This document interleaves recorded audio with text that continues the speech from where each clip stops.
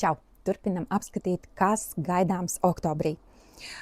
Iepriekšējā video aprakstīju vispārīgās enerģijas un tagad pa datumiem. 7.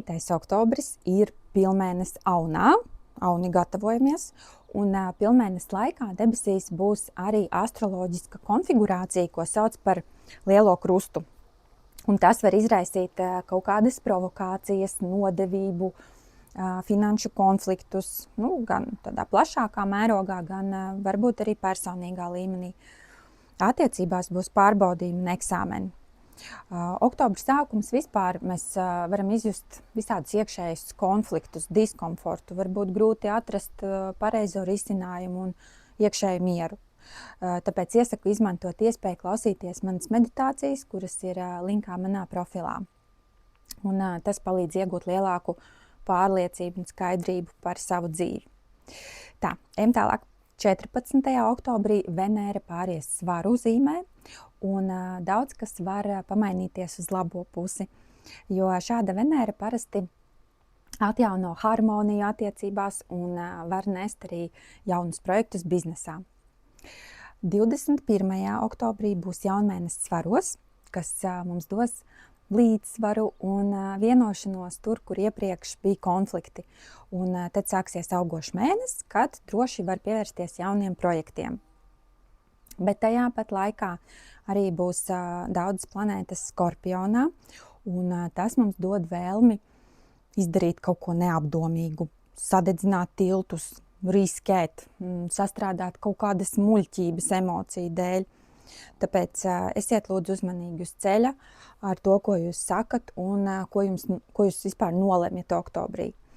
Drošāk ir atnākt pie manis uz tāro un pārbaudīt pirms pieņemt kaut kādus straujus lēmumus, lai nav pēc tam jānožēlo. Un vēl kas ir interesanti, tāro izlikumos uz oktobrī daudzām horoskopa zīmēm krita kārts velns, un te ir viens skaidrojums tam. Oktobras 20. datumos melnais mēnesis, ko sauc par Lilitu, būs Skorpionā savienojumā ar vairākām planētām, un vispār oktobrī viņš ietekmēs mūs. Un Lilita ir kārdinātāja, pavadinātāja, kas izprovocē cilvēkā tumšās puses, mudina rīkoties tā, kā nedrīkst.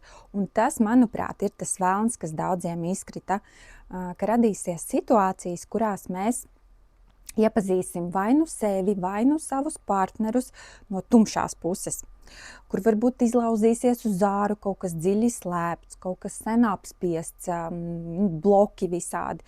Un varbūt negaidītas situācijas vai kaut kādi pagriezieni, kas varbūt sākumā var šķiet nepareizi vai sāpīgi, bet galu galā mēs redzēsim, ka tam tā bija jānotiek, lai atbrīvotos no kaut kā veca un nefunkcionējoša, lai atbrīvotu vietu kaut kam jaunam.